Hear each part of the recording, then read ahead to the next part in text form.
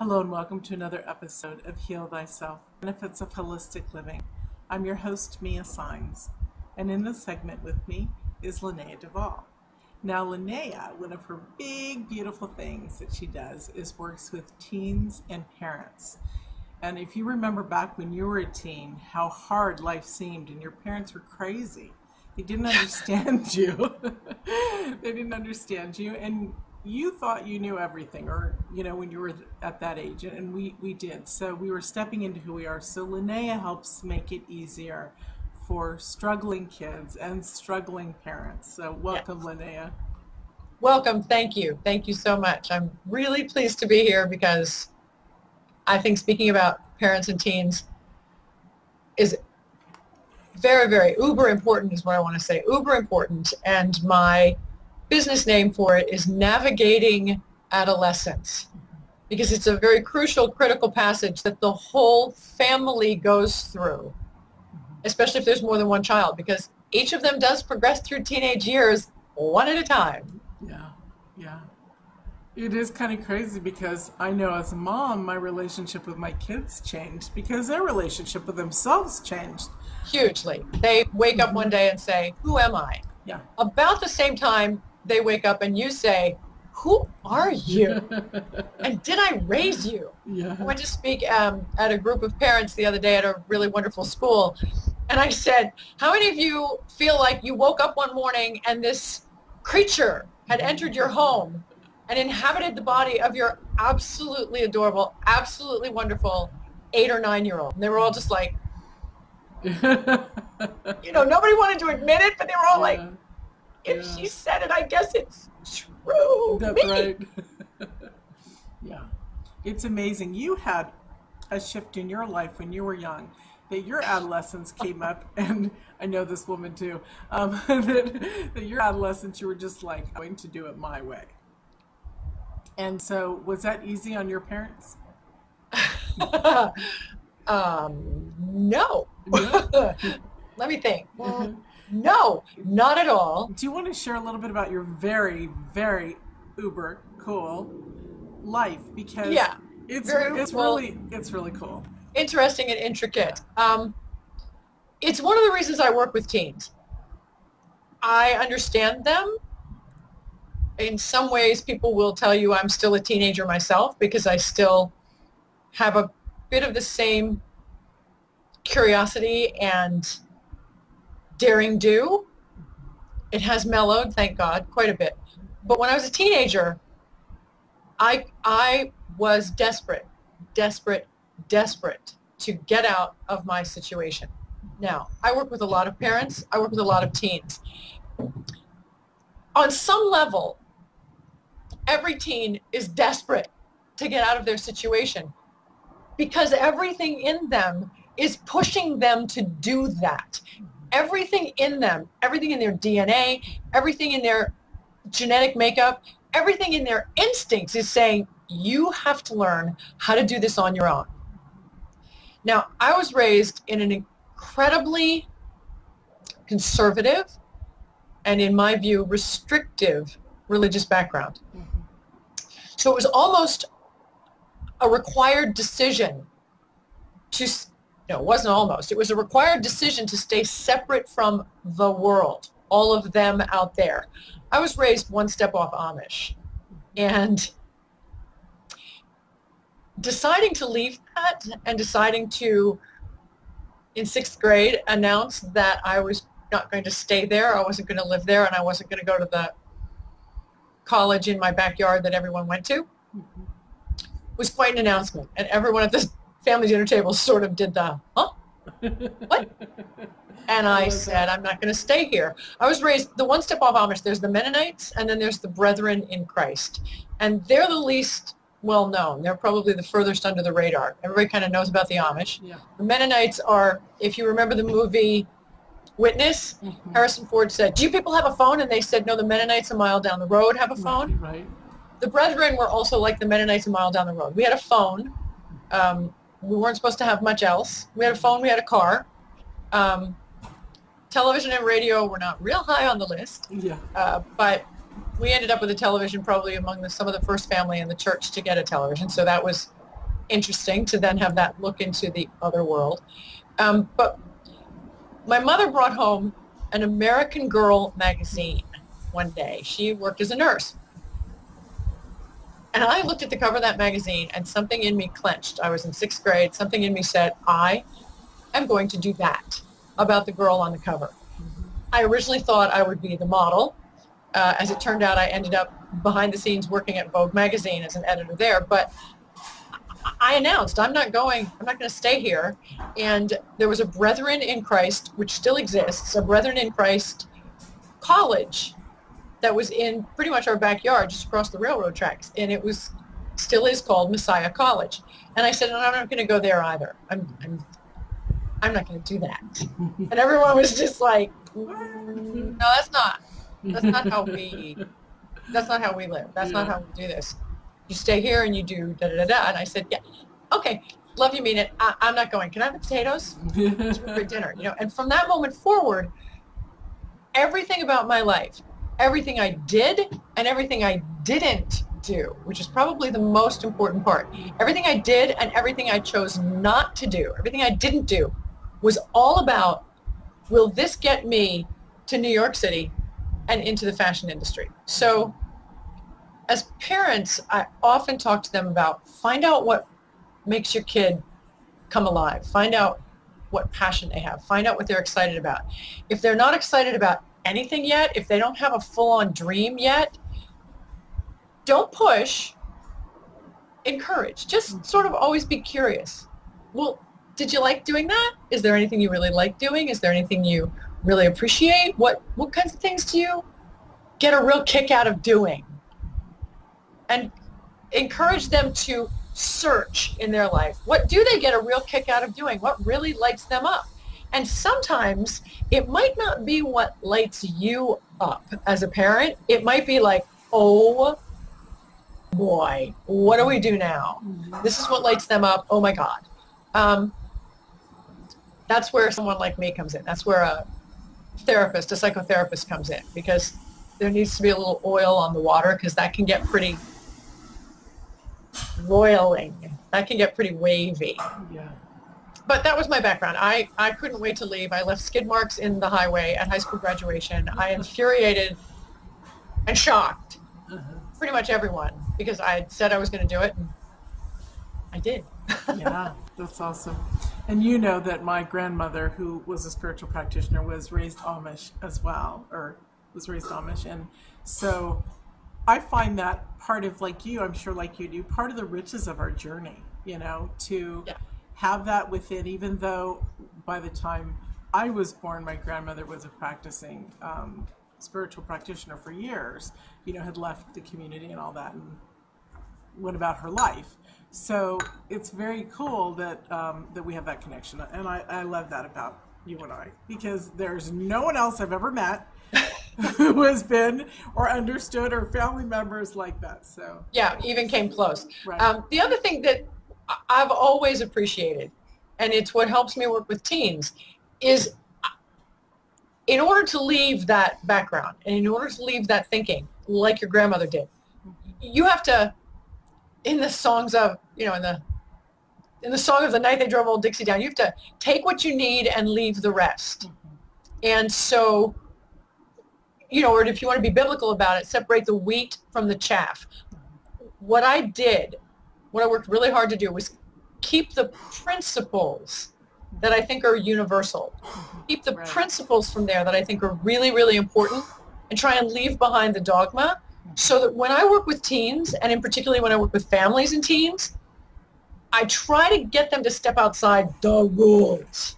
Well, these are the rules. This is how we do it. It's like, let's try approaching that from, these are the universal principles that will serve you best.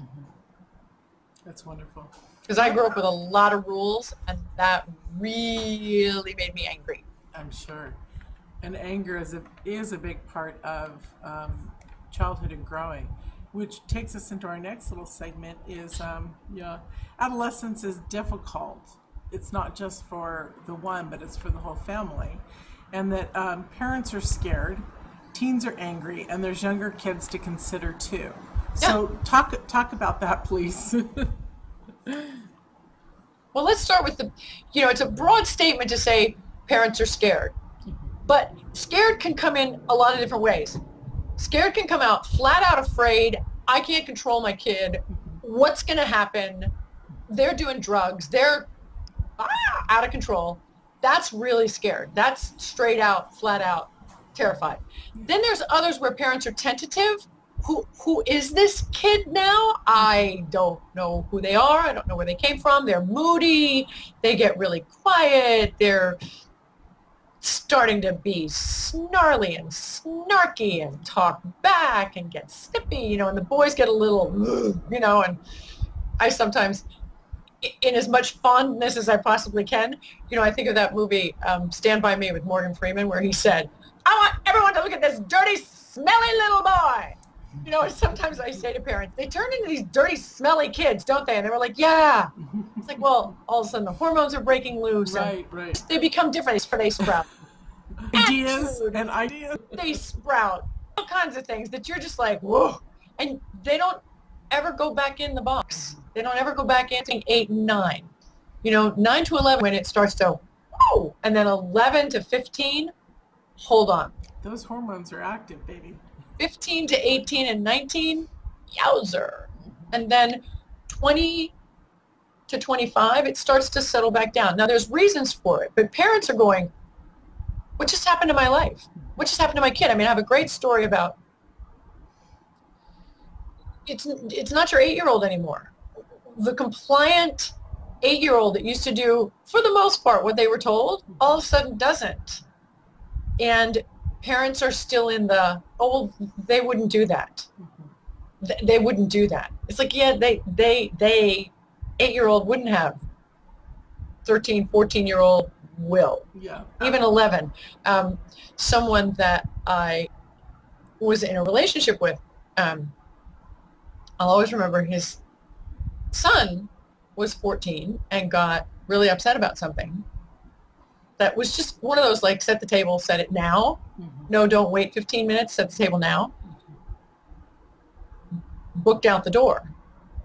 And I was pretty sure that's what had happened. And so I said, I think our fabulous young man has booked out the door. And understandably, this is what parents will usually do across the board, not just this situation, but this is a great example. Oh, he would never do that. Okay. So I waited 5 or 10 minutes, and then I called again, and there was no answer. And I went and looked, and I didn't see this fabulous young man anywhere. So I said, perhaps you want to go and check on where he might be, because I can't find him. So the situation is Dad comes back and says, I can't find him anywhere. I can't find him anywhere.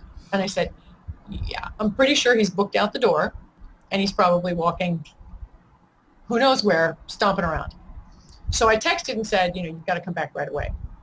And the point of the story is, as parents, we're still in that, my kid would never do that. No, your 8 or 9-year-old wouldn't. But let's talk about what happens to the brain of an adolescent. 11, 12, 13, 14, their brain does just goes on fire. All the neurons, all the synapses, all the everything go into a quantum multiplication, just whoosh, because they're searching for answers and they're searching for how to live as an adult. Right. How do I do this? So their brain is on overdrive, but not here in the frontal cortex, which is where executive function lives. That's where good choice making and good time sequencing happens. And that's where you need to lead, guide, or push into the chute like a bucking steer when they get them into that chute. You have to cajole and push and continue to repeat to get them to move forward and think and use their frontal cortex. Parents will sometimes say to a teen, what were you thinking? What were you thinking when you did that? And the answer is, they weren't thinking. because they're not using this part of their brain yet. Executive function is what we must move them into. That's what the entire passage of adolescence is. That's what navigating adolescence is. I'll have parents, mothers in particular, say, really? 15 times? Honestly, I have to say it to them 15 times. And I said, yeah, maybe that's just one day.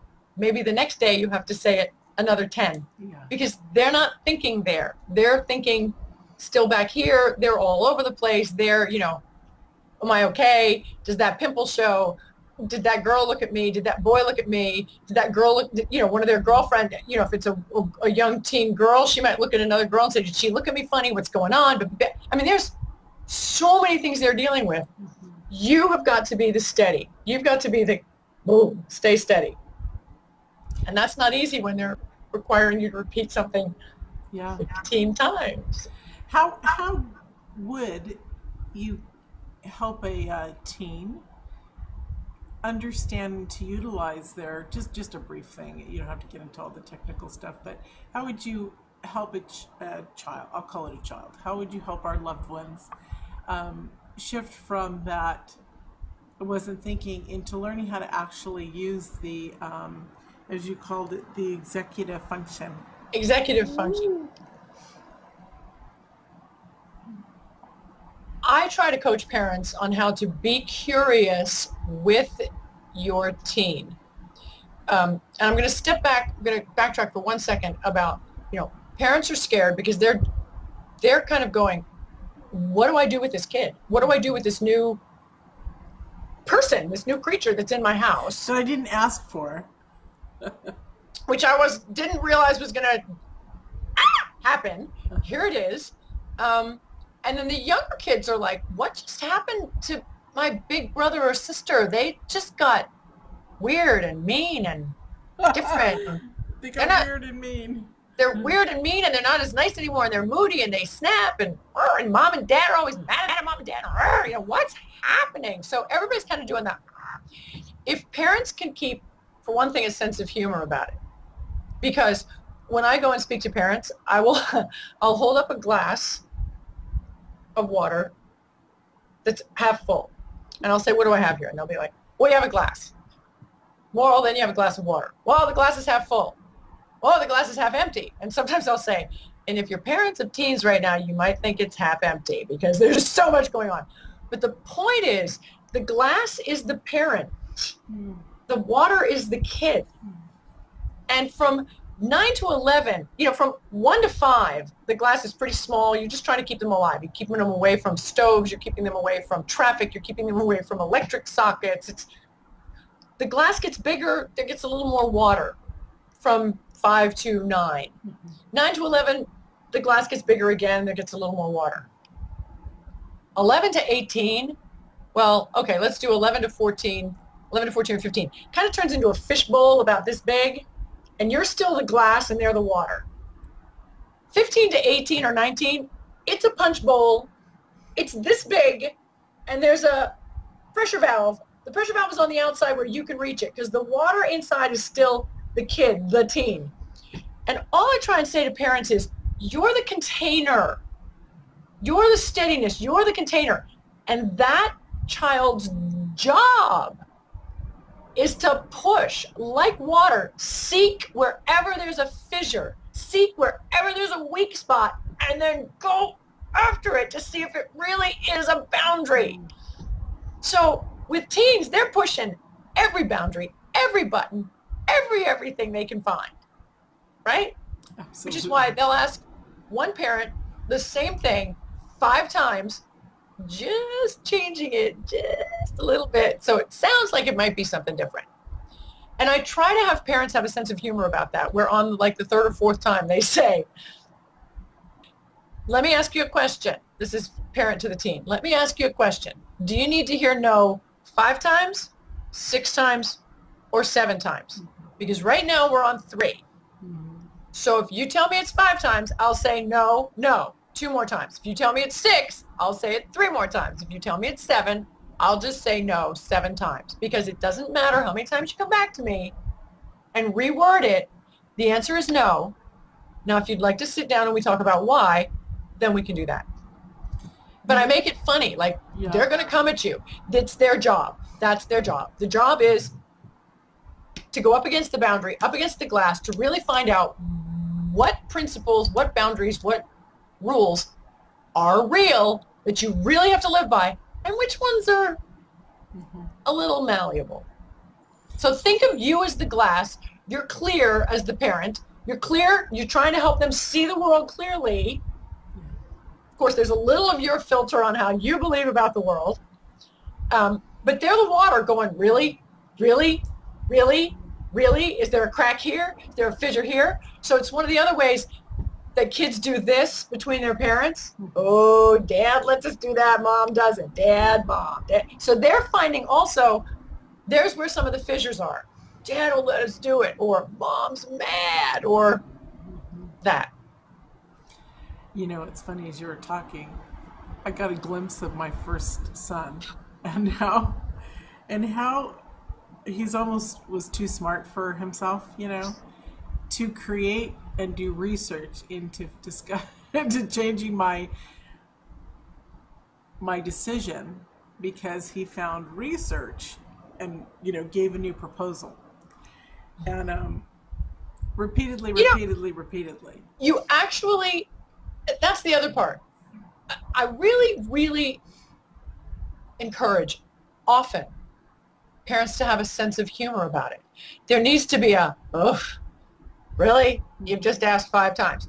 If they come back with research, I try to encourage parents to say, you know, that's impressive.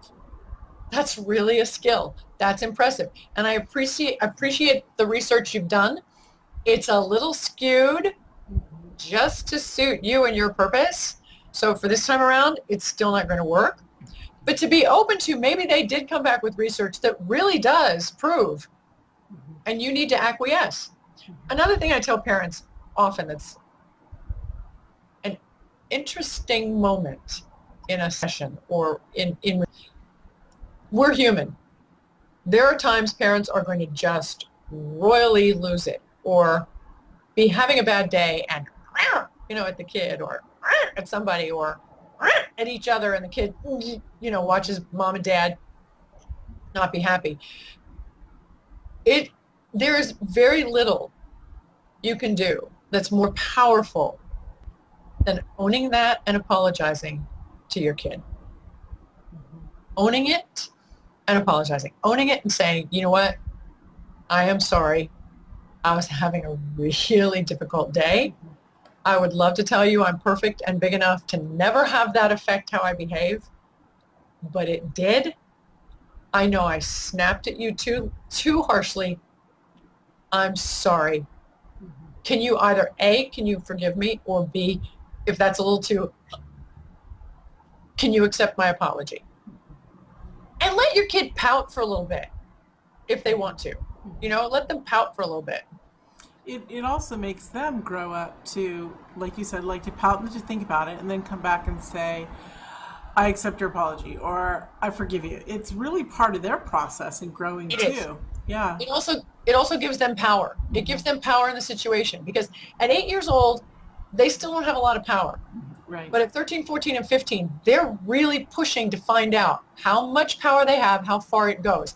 And at each of those stages, it's important to have a boundary that's correct to their age. The boundaries for a 13-year-old are very different than the boundaries for a 16-year-old, which is always really interesting for a family when there is a 16-year-old and there's now a 13-year-old who's going, yeah, but they get to do it. Well, right. That's true. They're 16 and you're not yet. And I am sorry, because I know that's really hard to hear. But there you have it. And as the youngest, I know that was really hard to hear. Yeah. Yeah. I was the baby as well. Yeah. It's hard. And it's funny because the older child, there's a certain path, I think, or a thought process, or just a growth process within a family, that the younger one will be different and universally similar to other younger children, and the oldest one will be different, universally similar to older children, and then the middle ones, let's not forget you babies. You know, there could be 3, 4, 5, 6, 7, 8, 9, 10 middle children, or 1 or 2, you know, and they have similar experiences of being the middle child, you know? You just said something really important. It harkens back to what I was saying about what I kept from my religious background and what I let go of. You said there are things about an eldest child that are going to be universal about eldest children. And there are.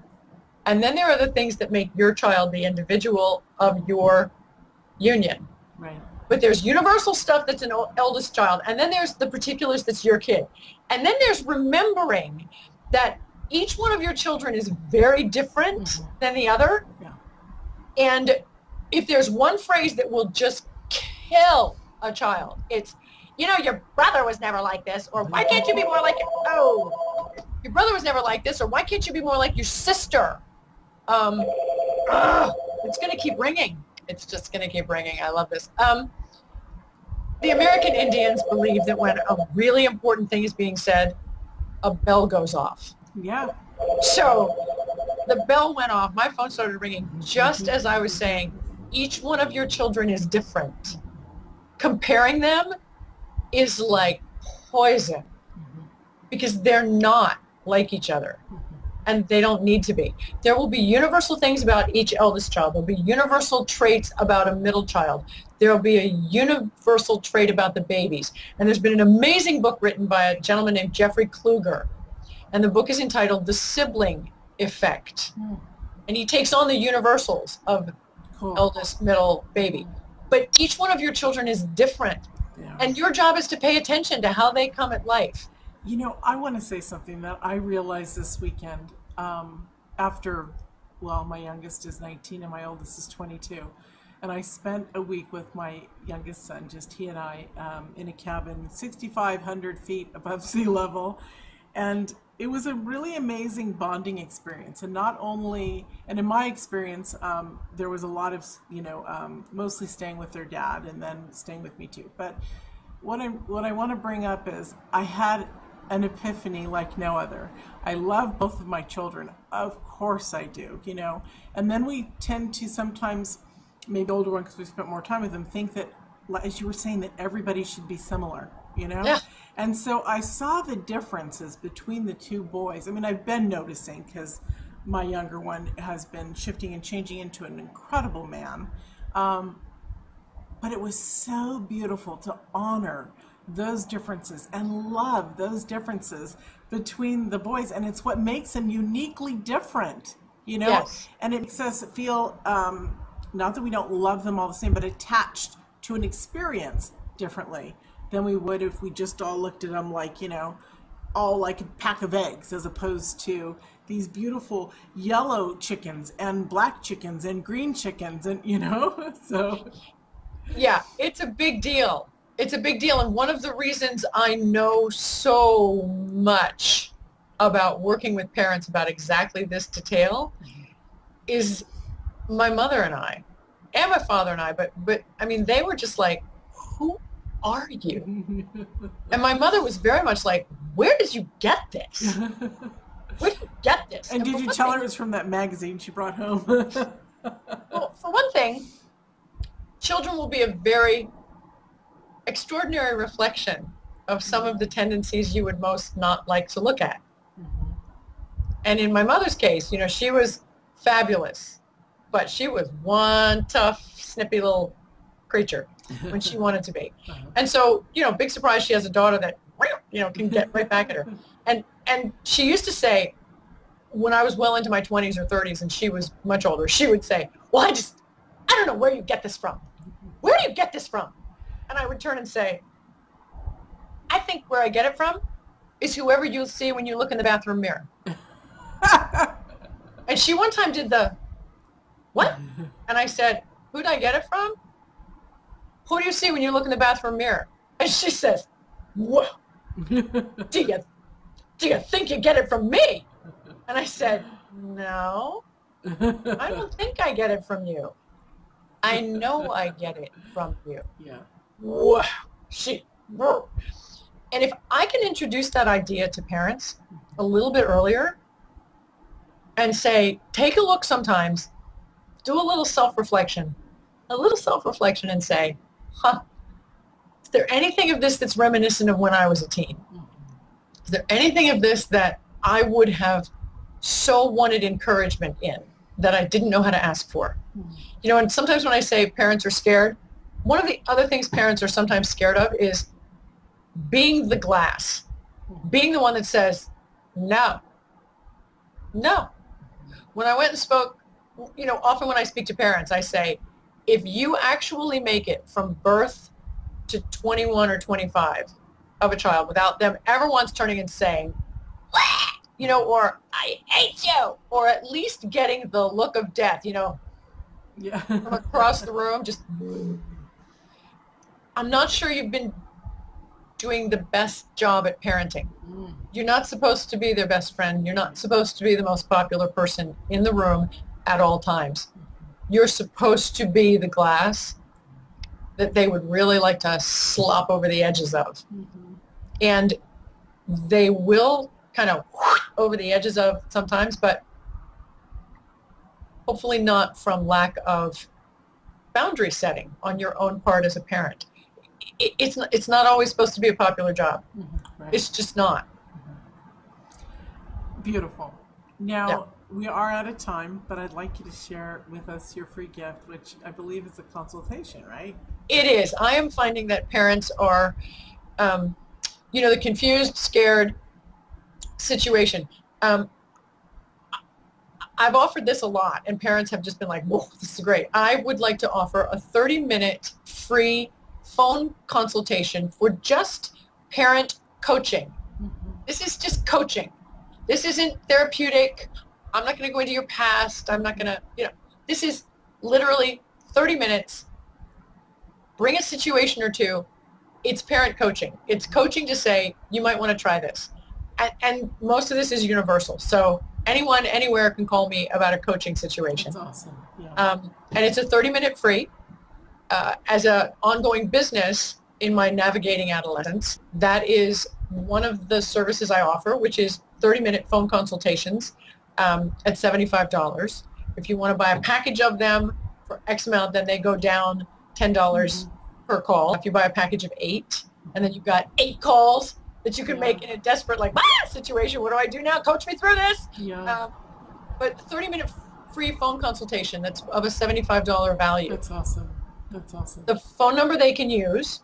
How about if they just connect with you through the free gift link, and then you can. Perfect. That way.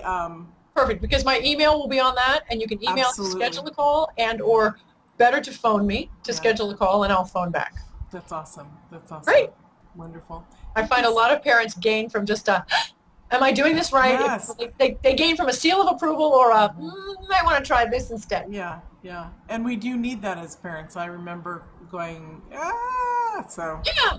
Just another ear. Like the teen needs another ear sometimes. Parents really need another ear going, oh, okay. Absolutely. Absolutely.